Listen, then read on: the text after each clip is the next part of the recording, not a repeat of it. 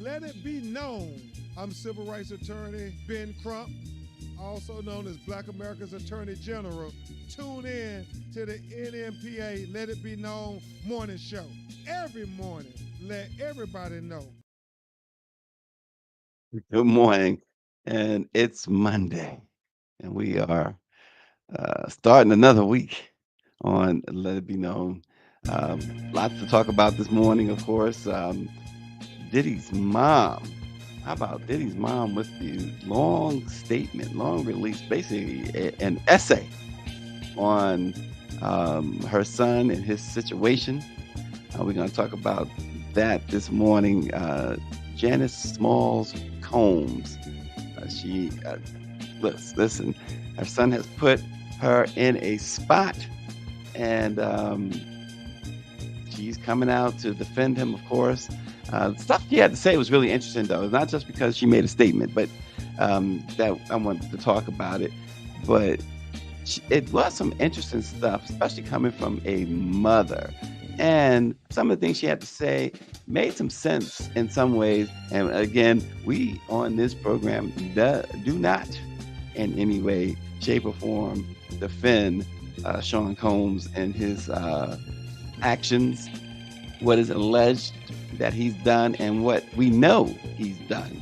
And what we do know is that he brutally assaulted Cassie. There's no ifs, ands, and buts about that. But we're going to talk about that this morning.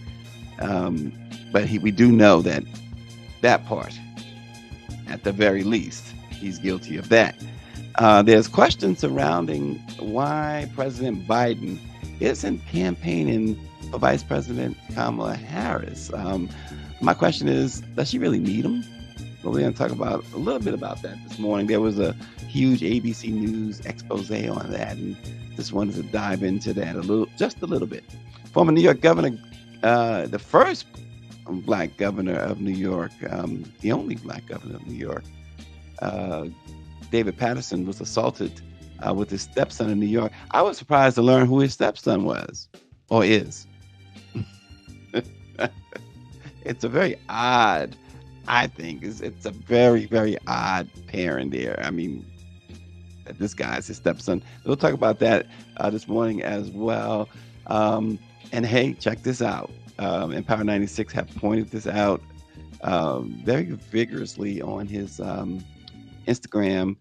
But a wealthy black male icon, just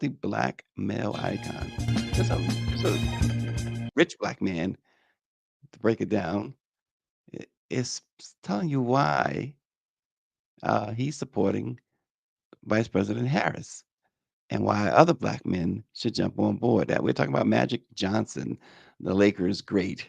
We'll get into that as well. And 4 years ago, when Donald Trump was the president, the black jobs, the black unemployment rate was about 12%.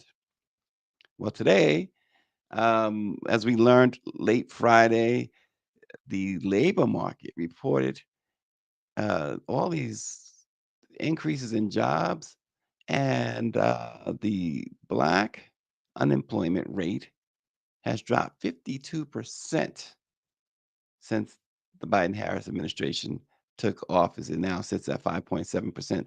We'll talk about black jobs this morning and the lies. Keith Boykins did a great expose in the Washington Informer. You should check it out. I mean, he breaks it down, and we'll talk about that this morning. But first, uh, a mother's pain. A mother's pain. Yes. Uh, Diddy's mom decided enough was enough, and she was going to address some things about her son that she perceives as wrong. His mother, Janice Smalls Combs, released a statement just yesterday about his troubles, and in the statement, she says that Diddy may have lied about domestic violence that was caught on video. Talking about Cassie, of course. But she says that doesn't mean he's guilty of the sexual assaults he is accused of. Now, stop there because I want to dissect this a little bit.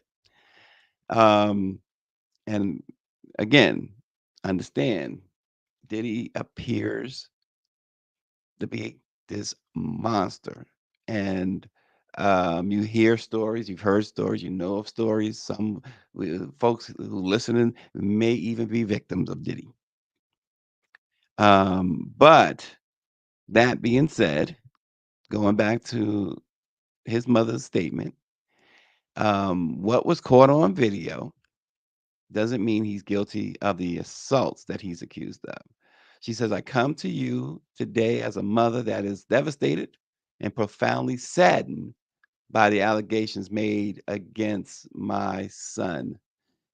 She says, it is heartbreaking to see my son judged not for the truth, but for a narrative created out of lies.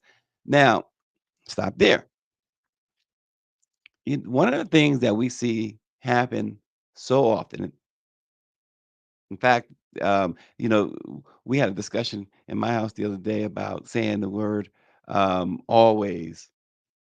We don't, you don't do this. You always do this, or you always do that. And that's really unfair.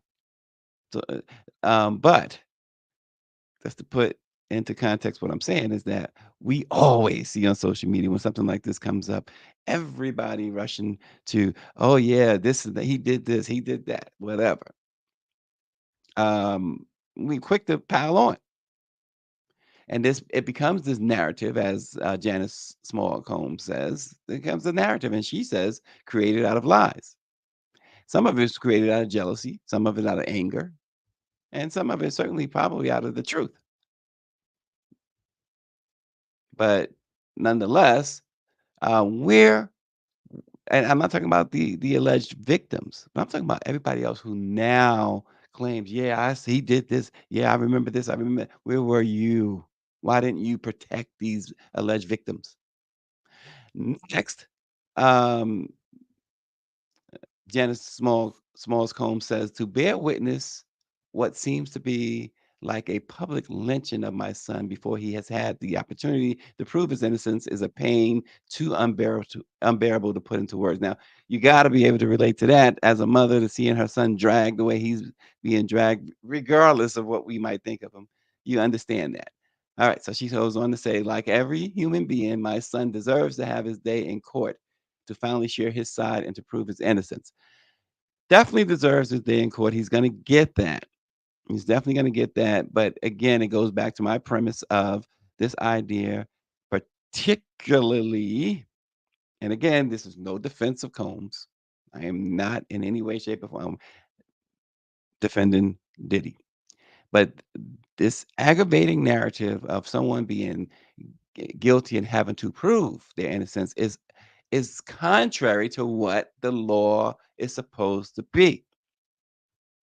The burden of proof is on the prosecution, not on the defense. And folks really need black folks in particular, even when it comes to black celebrities we don't like. And this applies to 50 Cent. I like 50 Cent. He's hilarious. But it applies to 50 Cent and his constant attacking of Diddy. Allow for a black man accused to have his day in court. Allow for a black man who's accused to have that law applied that he is uh, innocent until proven otherwise in a court of law. Now, in the court of public opinion, I agree with 50 Cent. Um, she says, she goes on to say, she's not here to portray Diddy as perfect because he is not. She says he has made mistakes in the past, as we all have. Okay. She says, my son may not have been entirely truthful about certain things. Now she's talking about, obviously, talking about Cassie here, such as denying he has ever gotten violent with an ex girlfriend when the hotel's surveillance showed otherwise. See, that's his main problem. But she goes on to say something very, very interesting, I think. Um, now, and you'll pick it up in a moment, but she says sometimes the truth and a lie become so closely intertwined that it becomes terrifying to admit one part of the story, especially when the truth is outside the norm or is too complicated to be believed. Now, whether or not that behavior is outside the norm is to be debated. Now, I'm pretty sure his mom did not witness him beating women and assaulting people. And so that's her son. She raised him. She, as parents, sometimes we take on part of that blame, like, oh, what did we do wrong? When we did absolutely nothing wrong. We did absolutely nothing wrong. And so there are some people who doubt whether or not the mom knew about the abuse too. Okay. She says, this is why I believe my son's civil legal team opted to settle. Now, this is what I'm talking about. She says, this is why I believe my son's civil legal team opted to settle the ex-girlfriend's lawsuit instead of contesting it until the end, resulting in a ricochet effect as the federal government used this decision against my son by interpreting it as an admission of guilt. Now, I'm going to stop, full stop right there because she is, folks, you're not going to like this. She's 1000% correct. You know why she's 1000% correct on that part? She says, when she says the civil team opted to settle the ex-girlfriend's legal situation, civil situation, the lawsuit, instead of contested it. When she says ricocheting, as the federal government used this decision against Diddy by interpreting it as an admission of guilt, she's 1000% right because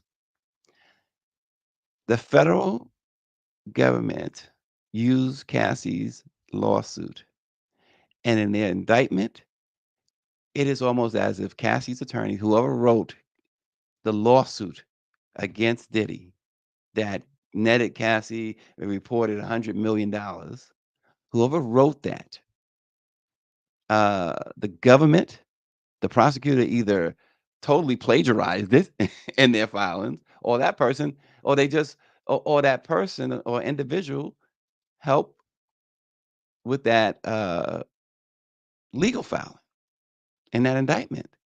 Because everything about that indictment, that's the surprising thing. Unless they have more that they have not revealed, and that's more than likely the case, but the premise of their indictment is Cassie. And that for victims of Diddy or alleged victims, that has to be scary. Has to be scary if they want uh criminal justice. They're gonna all get paid. Most of them gonna get paid civilly. Make no mistake about it. They all gonna get paid civilly. But if they want criminal accountability, this could be a problem. Now, Diddy has reportedly hired a dream team, three of the top the defense lawyers in the country.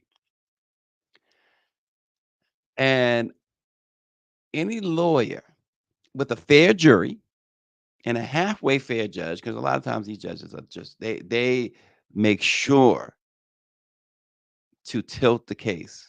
It's like watching Major League Baseball umpires miss thousands of calls, tilting the game. They make sure to tilt. But I say this because they gotta have more. If not, if it's just solely based on Cassie, what you have really is um, a not guilty verdict. And I say that because he's not being charged with assaulting, not officially charged with assaulting Cassie. He's being charged with sex trafficking. And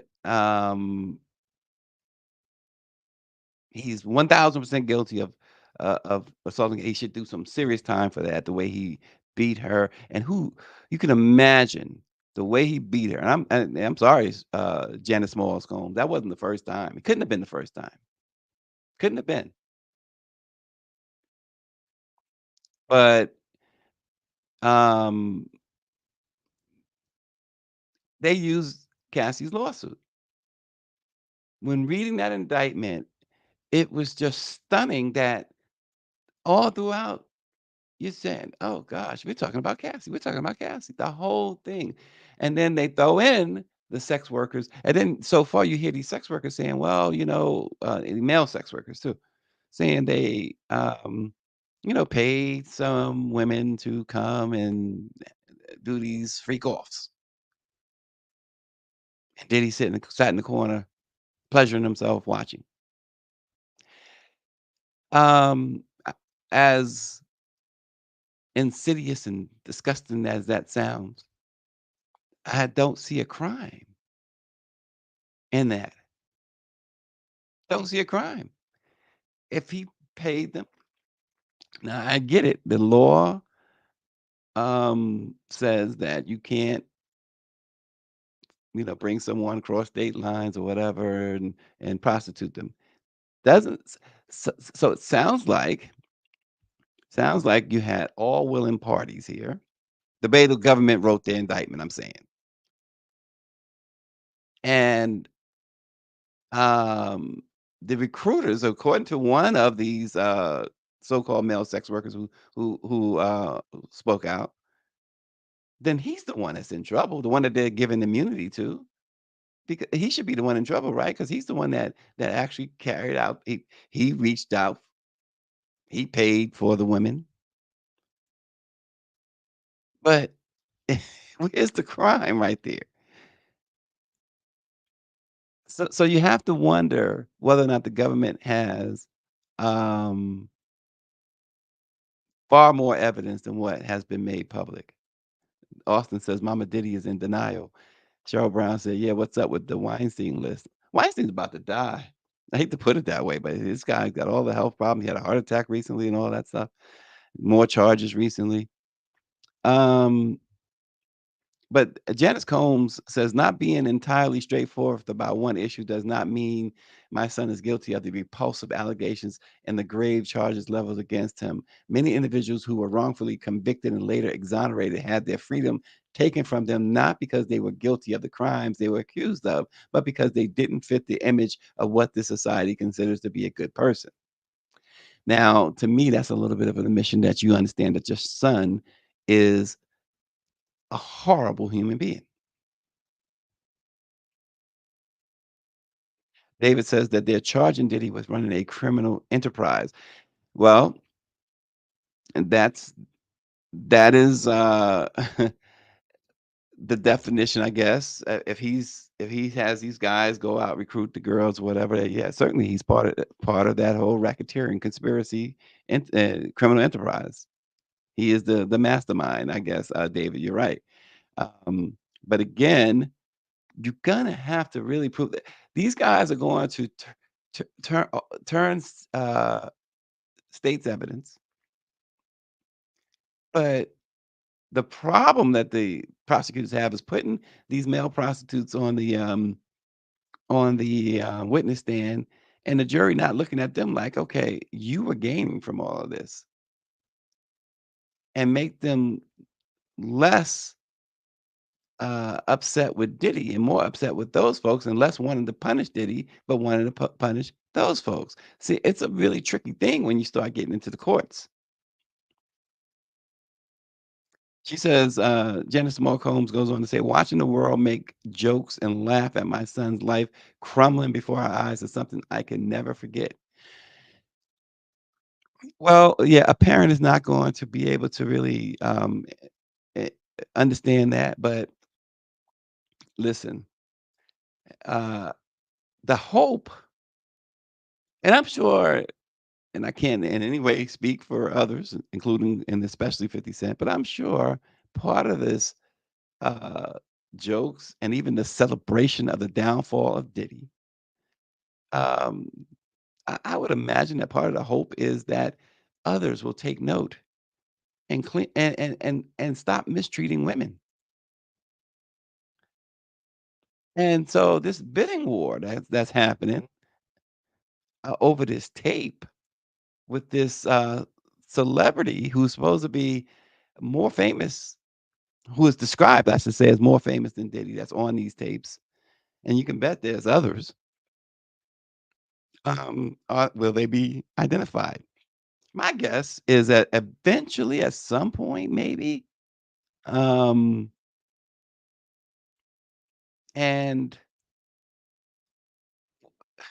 it's that celebrity and even that lawyer who saw the tape, she believes wholeheartedly that that particular celebrity is going to ultimately buy that tape to keep it out of the public domain.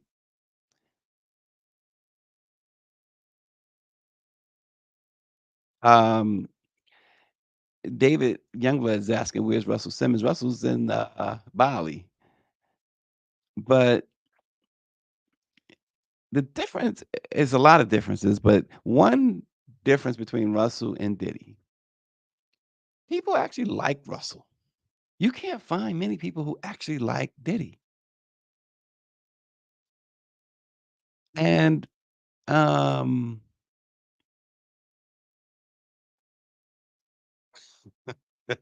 it's like, wow. She says nobody likes Diddy but his mama.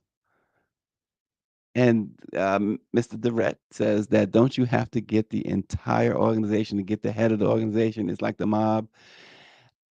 Well, if you get the right folks, you don't have to get the entire organization. Getting the big fish brings down the organization is the thought of the government.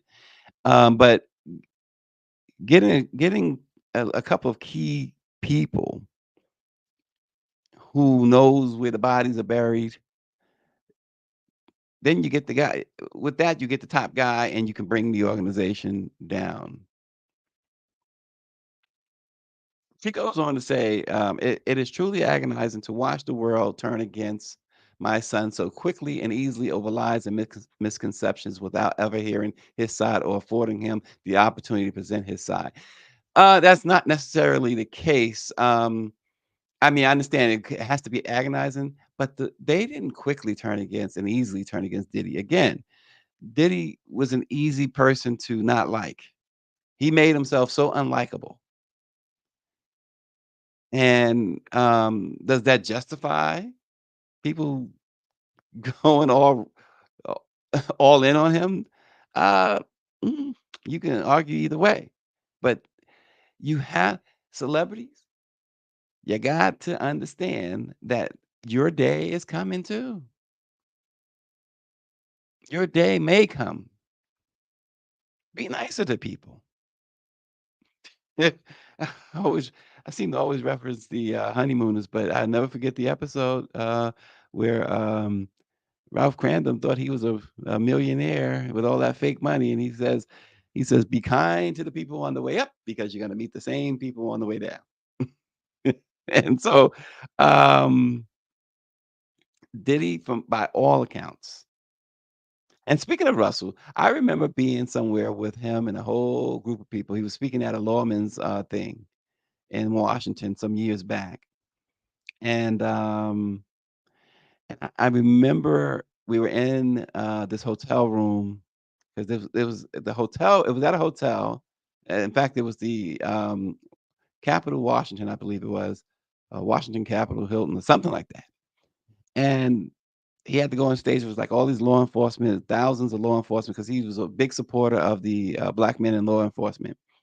And he was the guest speaker, the keynote speaker, and so the holding room was his hotel room. So he and his crew and some other folks in there, and the conversation turned to Diddy.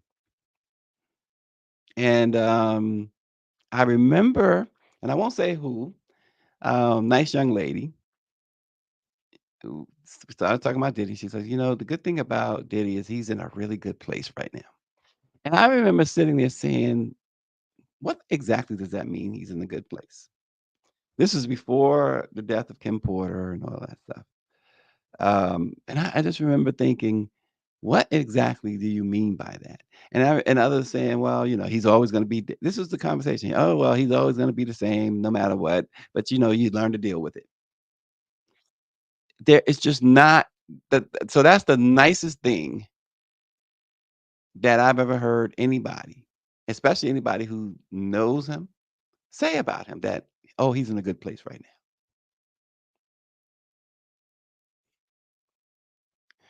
RNG says, I'm not a fan of Diddy, but when Gloria Allred is involved, I call BS. And that's the other thing, the Powlons. The Powlons. Gloria Allred, when she gets in it, you got to start wondering. Not you don't have to really wonder. It's all about money and bringing down somebody who had some power and fame and black.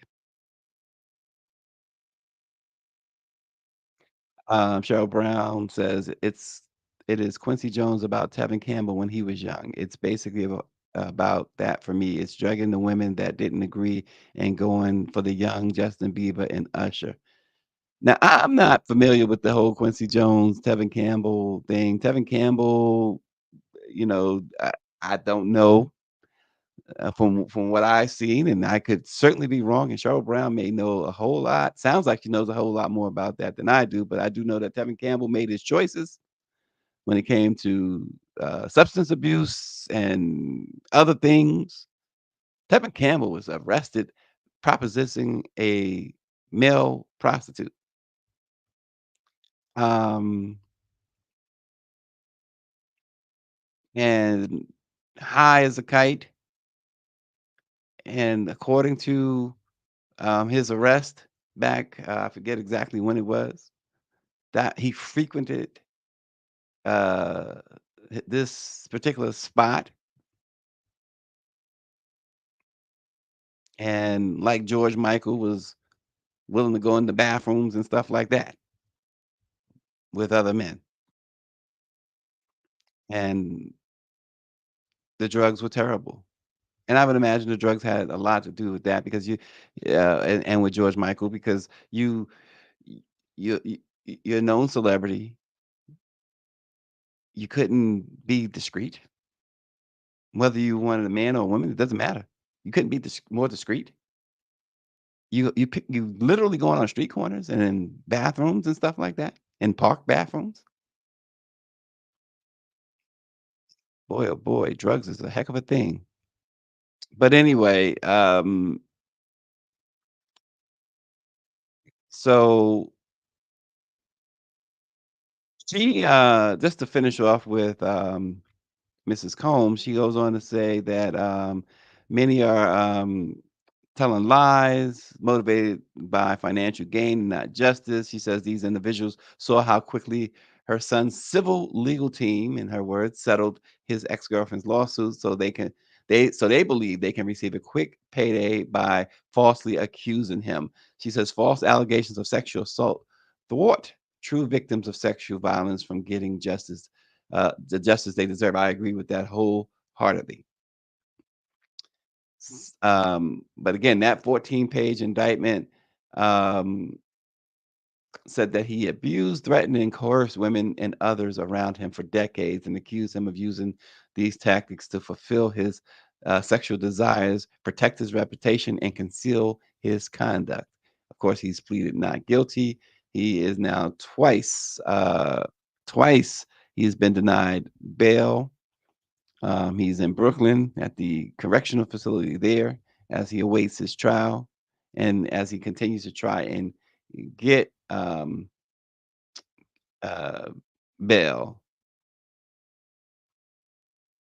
But Diddy's mom says, I beg you to think about those who have been wrongly persecuted, to remember that not everyone who has made mistakes in life deserves to have their entire existence judged by a single action or a few mistakes. She says, my son is not the monster they have painted him to be, and he deserves the chance to tell his side. He's had his chance to tell his side, and he'll get his chance again. And this is the thing that lawyers hate for their clients to testify, because a lot of times uh, folks get up on the stand and they don't know what to say. They don't know how to handle cross examination, especially. But this is a case, I believe, and at this point anyway, because there's a long way to go, that he has to testify. He 1000% have to testify. There's no getting around it. He has to get up there, and it's going to be him. Now he has some acting skills. He's played in a few films, so he's gonna have to put on the best performance of his life. But he nonetheless, as of today, if that trial started today, he would have to testify. He has to testify. People are going. That jury is going to want to hear directly from him. They're going to want to. They're going to want to be convinced by him that he is not guilty. His lawyers, he may have the best. This is not the O.J. Simpson situation where O.J. didn't testify and the jury Just they found their villains. They had their villains. Diddy is the villain here. OJ wasn't the villain to that jury. Mark Furman became the villain. And that whole dynamic between the Shaggy DA, they used to call it the Shaggy DA, Marsha Clark and Chris Darden, they made themselves villains. Davis says he cannot testify. Yeah. So from a legal, so Davis coming from a standpoint of a legal mind there, but I believe that he has to testify, David. I really believe he has to testify if he has any shot of walking out of that courtroom a free person, a free man. Orange G says he might, and everybody's saying this, he might go up there and pull a Nino Brown. Nino took down everybody who was with him. Diddy will sing like the Mississippi Mass Choir. And seems to be what we c- the rumblings continues to be, especially when you hear about this tape. And then there are many others. There's one lawyer, this alleged 9-year-old victim of Diddy's, claims that there are many more A-listers involved. So one thing you can bet, you can guarantee 50 Cent is not one of them because he is so out in front of all of this stuff out. And I mean, he cannot be one of them. But with that said, there must be others. And with that in mind, there's gotta be some mob like backroom talk going on here. It's got to be some Diddy's got to be holding some sort of trump card, if you will. And so David says, and this is a concern of many defense attorneys, especially, that after he finished testifying on direct, of course, is what David is saying, he will be worse off with the cross examination. That's what they worry about. That is, and what they worry about is not always often what the defendant might say. It's how they present it. Will they get angry? And if he gets angry up there on that stand, it's over. It's over for him because part of the indictment, part of what the prosecution is going to see, he loses control. So those are other dynamics of that. Well, on the last day of August, President Joe Biden was asked about his fall campaign plans. He promised a Labor Day appearance in Pittsburgh. Um, and said he would be on the road from there on. But Biden did campaign with Vice President Kamala Harris, the Democratic nominee, on Labor Day, but he has largely been a campaign no show ever since. Beyond that, sometimes his official events have pushed the vice presidents to the background, according to ABC News. They point out that after Hurricane Helene, Harris scrapped her campaign events in Las Vegas to hurry back to Washington for a briefing at the Federal Emergency Management Agency. But as the vice president stepped to the podium in the command center, Biden was delivering his own storm response comments from the Oval Office, pulling the political spotlight away from his intended successor. The lack of presidential campaigning and occasional schedule clashes according to ABC News, could matter not just for Harris, but as Democrats try to hold control of the Senate and retake the House and compete in races further down ballot. Because even former President Barack Obama announced that he will go on the road for Kamala Harris, and he will appear beginning in Pittsburgh this week, and he plans to spend the remaining time before the November 5th election traveling to battleground states. He also recorded ads promoting Democratic Senate candidates in Michigan, Maryland, and Florida. But the big question is, um, does she really want Biden on the trail with her? Because and I asked that question because you remember she replaced him after this uproar about his cognitive or lack of cognitive uh, ability. Does she want him out there to put that back in the spotlight? Because that's what people will talk about. Now, whether or not it sways voters one way or the other, I don't know. But that's that would be the center of attention. If he's appearing to be um, slow and and all the other things that crazy people say about him, then it could do more harm or certainly not help. So maybe she doesn't need him out there.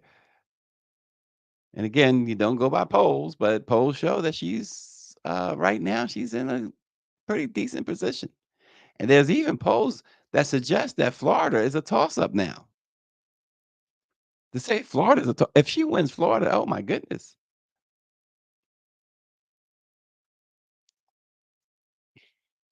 The RNG says Biden is doing the right thing. And he said, remember, the pro-Palestine people show up whenever he speaks. So it could be strategic. It could be, like I said, does she really need him out there? That's a interesting call there. But it is kind of ironic to see the sitting president sitting on the sidelines here. And he's not necessarily sitting on the sidelines. Seems like Biden, because he's going to he's gonna take a trip to Angola and some other places this month before coming back just before the election. But he also did something that he has not done in the almost 4 years in the office. Surprised everybody in the briefing room and came out and spoke in the briefing room. The reporters were shocked as Karine Jean-Pierre made way for the president of the United States. Mike V says, my understanding is that from a command structure standpoint and protocol, Biden still has to govern. So showing up to a disaster zone makes sense. Yeah, absolutely. He still has to govern. And I'm pretty sure that's what um, folks at the White House are saying. He still has a job to do. So it's very interesting. And there he is. He showed up at the briefing room. And this is the thing. David says that Biden should campaign every day in Pennsylvania. He's a native son, and there's been a lot of talk about Some just discussion and then that, National Law David Enforcement Youngblood. Union. There's been a lot of talk about that because he connects for some reason. He still, it is believed anyway. Poland's, if you believe the polls again, Poland show that he still very much connects with Pennsylvania voters. And they definitely need Pennsylvania. They've spent a lot of time in Pennsylvania. They've spent a lot. The vice president herself has spent a lot of time in Georgia too. So we'll see as this continues to unfold. Two boys, ages 12 and 13, were arrested in connection with an assault on former New York Governor David Patterson and his stepson. Um, David Patterson is 70 years old. If you remember, he is legally blind, and his stepson happens to be Anthony Sliwa. And you might know the name Sliwa. And Anthony is 20 years old. His father, his biological father, is none other than Curtis Sliwa. I was surprised to learn that. And I'm like, well, so what circles do Governor Patterson runs in with Curtis Sliwa?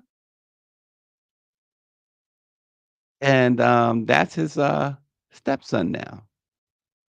Wow. They were attacked about 8:30 p.m. on Friday while they were out for a walk on the Upper East Side of Manhattan. They were treated at a hospital for minor injuries to the face. The former governor, first black governor in New York, the only black governor in New York history, New York State, the state of New York. He sustained injuries to his body as well. The two boys were charged with a gang assault. And it's interesting how it's a gang assault. Was this a gang initiation? Was it even gang related? Period. because now with all the spin, they wanna make it seem like, that gangs are running rampant and things of that nature.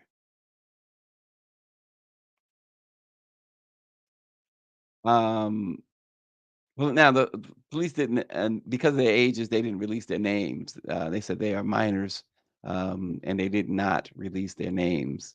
But, police said that at least 5 people were involved in the attack, so they expect, more arrests to come. They are still seeking help from the public to learn more about the assault. We know that, Patterson, served as governor from 2008 to 2010. He assumed the role as governor after Eliot Spitzer resigned in a prostitution scandal. You remember that? Um, but they were walking the family dog when they were attacked, and the way the he says, "I will summon the police." So you could tell he's 70 years old to say that he will summon the police. But it's good that the former governor and Anthony Slee were not seriously injured in the attack. NBA legend and Hall of Fame point guard Irvin Magic Johnson joined Vice President Kamala Harris at her rally in Flint, Michigan, um, and Friday night, and focused much of his energy on getting a message to black men to vote for Kamala Harris in the upcoming November election. Magic opened his comments with a brief history of he and Cookie, his wife's support of Kamala Harris's political career. He says, "I'm here because I've known Kamala for over 20 years. Cookie and I supported her run for Attorney General back in the state of California, her run for senator, and now we support her as the VP. But now the biggest moment for all of us, November the 5th, we have to do all we can to elect Kamala Harris as the next president of the United States." He says that he starts addressing black men. There's a lot of black men, he said in here, and I don't mean to not talk to other people, but this is important, he said. I mean, he singled out black men here. He says we got to get the he says we got to get them out to vote. He said that's number one. Kamala's opponent, he says, promised a lot of things last time to the black community that he did not deliver on. And we got to make sure we help black men understand that. Of course, Trump and the Republican Party have been trying to capitalize on the dissatisfaction within the Democratic Party, with the Democratic Party, I should say, from black men. According to the New York Times, interviews with several black male voters, influencers, and strategists reflect a broader frustration with the Democratic Party that Republicans have been willing to exploit, and they are willing to play the long game to eventually get their support. Now, I saw uh, a tweet. Lauren Burke actually retweeted it. Something I want to find it only because it is the most asinine thing um, that I one of the most asinine things that I've seen that somebody said, and I think it's very important to she tweeted it to oh, here we go. It's from the New York Times, it's PitchBot. This woman says this: "My Lyft driver in Flint was a pro-choice working mom who benefited from Biden's student debt relief. She says she loathes Trump, but cannot vote for Harris unless she sits for a hard-hitting interview with the Times or perhaps Politico playbook." Are you kidding me? Are you absolutely kidding me? You want the vice president to sit down with the New York Times, who today will tell you that they endorse her, and tomorrow they'll tell you they endorse Trump, who can't find their own way. Yes, yeah, and these interviews, these reporters, they have not done their job anyway. I mean, we've seen the debates. why would that even be? Since when that becomes a requirement? That is absolutely asinine. Austin said, "Just drive." I mean, I'm serious. I mean, that's like, yeah, right. She's a Lyft driver. That's like saying, okay, the GPS is wrong. I know that 215 Park Avenue is around the corner, but the GPS is taking me 10 blocks down the street. I'm just gonna go with the GPS. I mean, it's so stupid. It's absolutely asinine. But see, this is sort of stuff that she's gonna have to overcome. She's gonna have to overcome this sort of stupidity. Mike V says, "I would have given her 1 star." It's the most it's just mind-boggling how stupid people are. Boy, oh boy. I mean, the child of someone stupid. She's gotta be. Stupid people marry stupid people, and then they have stupid kids. All you have to do is knock on their door, and somebody stupid will answer the door. Unbelievable. Good night. Some stupid statements, it angers you because it's so stupid. And I don't have a dog in the fight on her tweets. It's just so stupid. And even if she just said it the other way about Harris, about Trump, it doesn't matter. It's stupid. It's like those black Magic tried to tell these black men. It's like these black going to these Trump rallies. You see another black guy beat up at a Trump rally. What are you doing there? What are you doing there? Stupid. The dude from the head of Blacks for Trump. Oh, they're racist. Oh, really? No kidding. Idiot. Now I'm getting to be like Barrington. Everybody's an idiot. It's just like I said, it was the other way around. Some crazy Trump supporter goes into a Kamala Harris rally and then complains they don't like me. I mean, come on. And speaking of, just to amplify, yeah, Mike B, he says, "Did you see them fighting at the MAGA rally?" And what's interesting about that, if you saw that, um, they jumped. It was like 3 on 1. The black guy, they had him on the ground and everything, and folks standing around.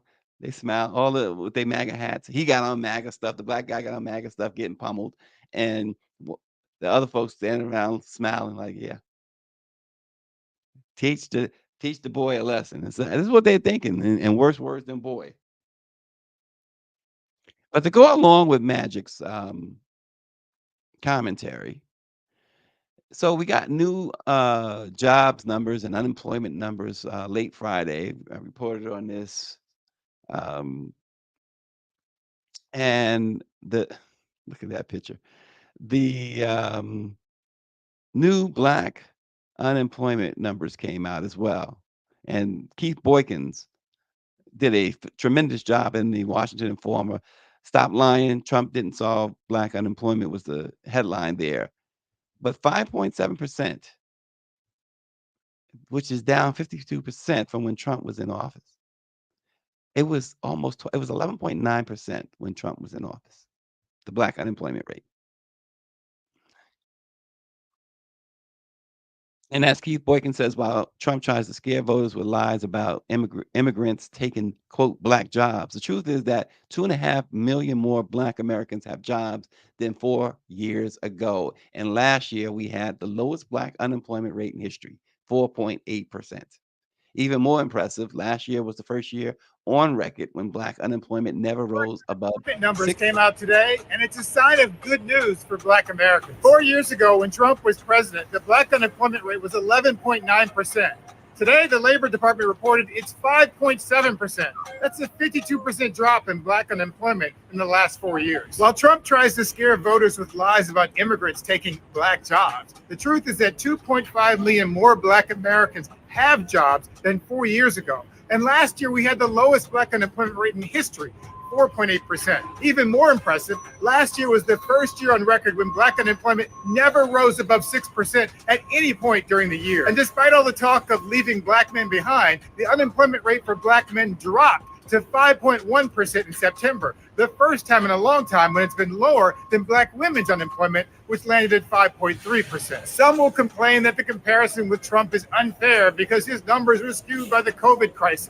Yes, COVID did affect the economy for Trump, but it also caused supply chain shortages, labor market disruptions, and demand surges that affected inflation for Biden. You can't blame Biden for COVID-related economic problems of inflation and not blame Trump for the COVID-related economic problems of unemployment. The president's job is to handle crises, and Trump failed to handle the COVID crisis. Biden, on the other hand, passed the Inflation Reduction Act, and inflation dropped back down to 2.5%. When Trump came into office, he inherited a thriving economy from President Obama and made things worse. When Biden and Harris came into office, they inherited a failing economy from Donald Trump and fixed it. The economy didn't just rebound when Biden and Harris took office because the pre-COVID jobs magically came back. It grew because the federal government took active steps like the American Rescue Plan that Joe Biden signed in March 2021.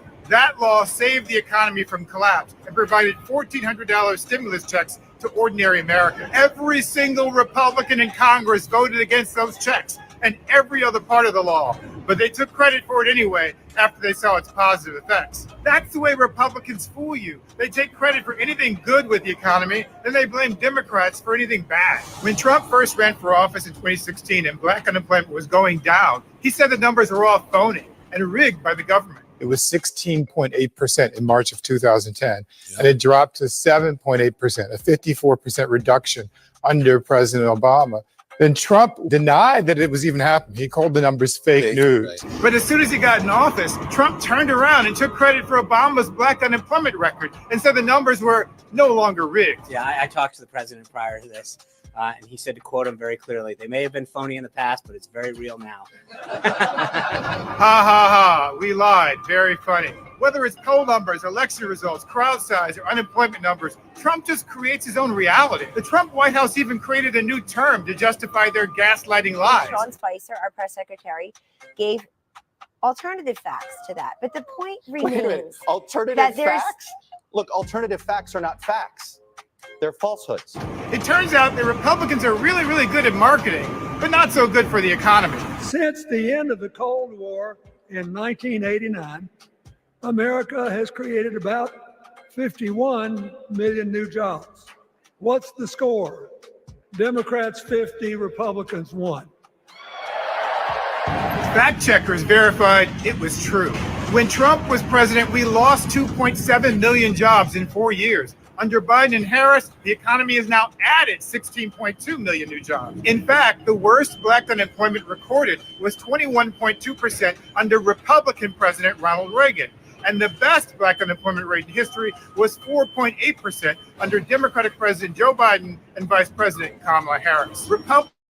Isn't that something? Now, think about that. Fact check and prove what Bill Clinton said was true. And y'all gonna tell me y'all got a problem? 51 million new jobs created since the Cold War ended. 50 million of them by Democrats? Wow. Boykins said he fact-checked that, and it was true. That is an amazingly incredible thing to think about. But it also real quick just goes to show you that certainly the MAGA folks and the Republican folks, they all lie. But it also says that Democrats just, again, are just horrible in getting messaging across. Horrible. Horrible. That should be amplified, right? 50 million to 1 million? That's horrible. That is a massive, massive number. It should be a massive campaign tool for any Democrat. But folks want to believe the hype of the other side. MAGA folks. It's interesting. Wow. Lots going on, folks. Lots going on. And we are glad that you can join us again on this Monday morning, sleepy Monday morning. I feel like going back to bed. So, but hit subscribe on our YouTube page, the Let It Be Known YouTube page, LIBK-News, and share it with everybody. And we appreciate you sharing your Monday morning with Let It Be Known. We'll see you again tomorrow.